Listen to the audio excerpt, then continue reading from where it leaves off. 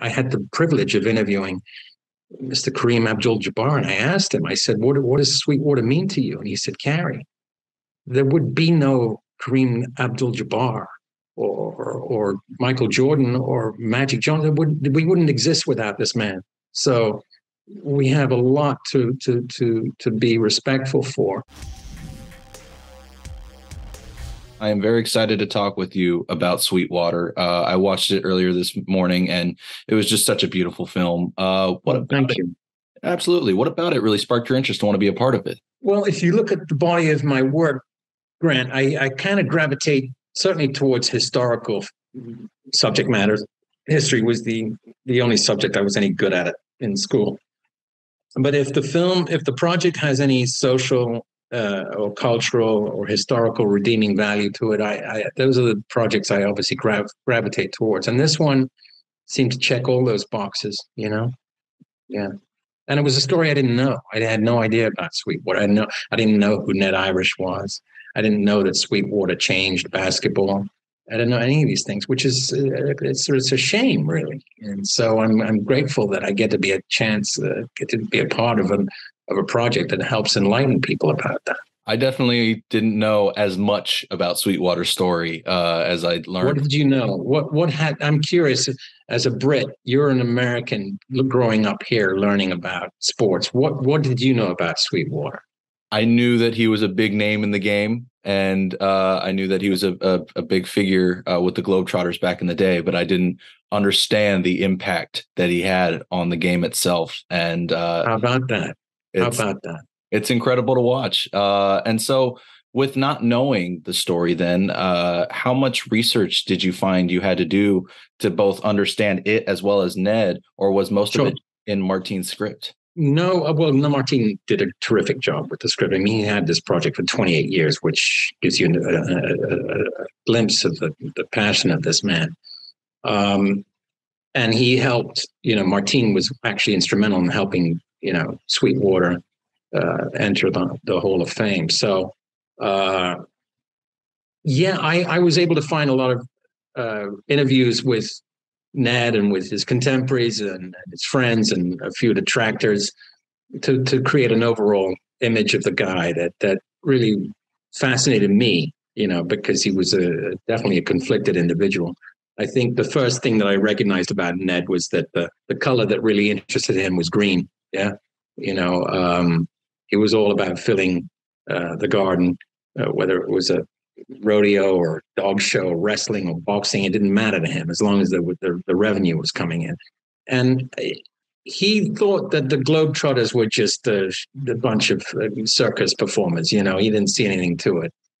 And it wasn't until Lapchick really, spent time persuading Irish, and that Irish got to meet Sweetwater and watch him play, seriously realized that this guy really was an extraordinary basketball player and had the opportunity to change the game as we know it. And I think Irish realized that he could be remembered for something more than just being the owner of the Garden and the Knicks. He could actually be a part of history. And I think that was an important decision for him, and one that he didn't take lightly. Obviously he had a journey to go before he got there. And I love the way that this film chronicles that journey. And so with all of that research that you then did, what was one of the most interesting bits you learned that you then brought to your performance? I felt like between his detractors and supporters that he was a very forthright guy, very straightforward. He had a very tough exterior, but he was a big softy at heart.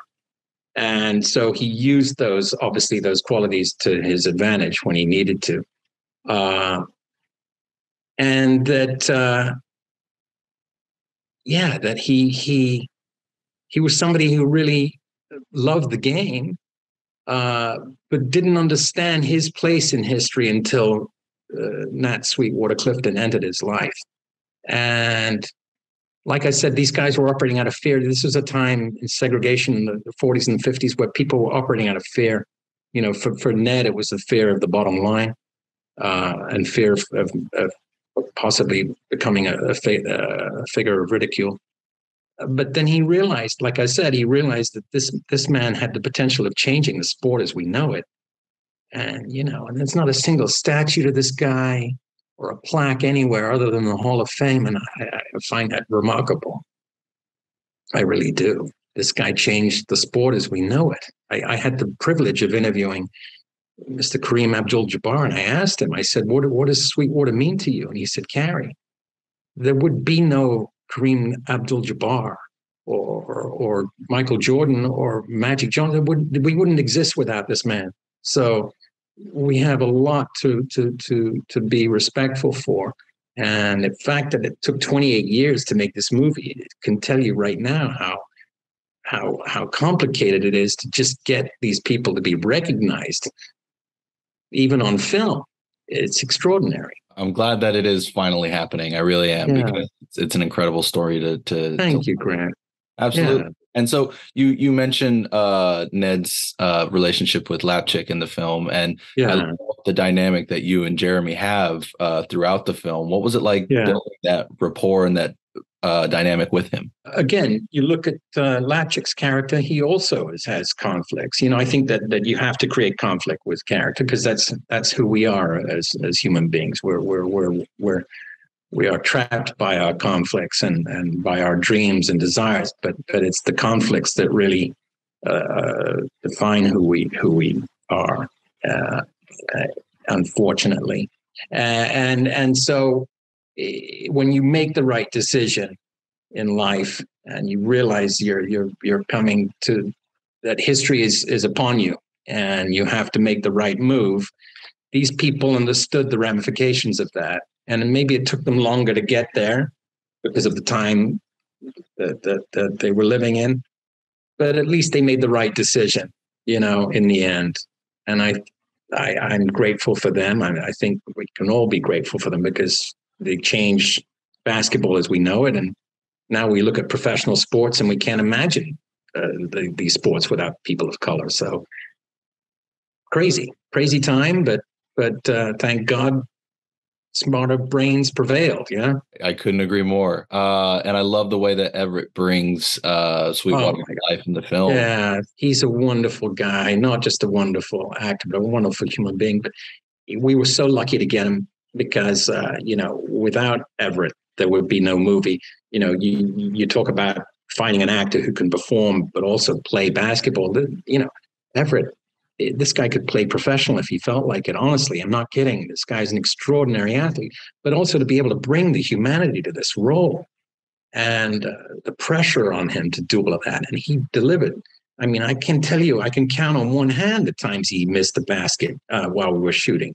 And he made literally hundreds. And so all the reactions of all of us off camera watching, they were real. This guy's extraordinary. So we were very lucky to have him. And, he stepped up to the plate and delivered in ways that we could only hope for.